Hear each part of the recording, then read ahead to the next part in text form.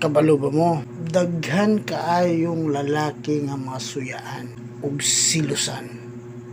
Pag makauyab gani, madtura iyang uyab dito sa pikas. Mingon din, kinsa man to? Unsa man to?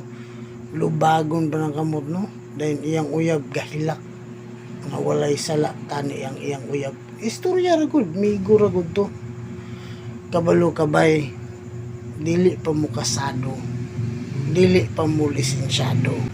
Kabalo ka, the more nga imong i-free ang imong uyab, the more nga musalig sa nimo ug the more ang iyang love muadto nimo kaysa imo siyang higpitan.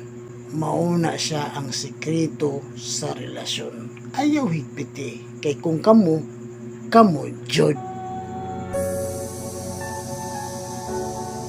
Diba? Oh.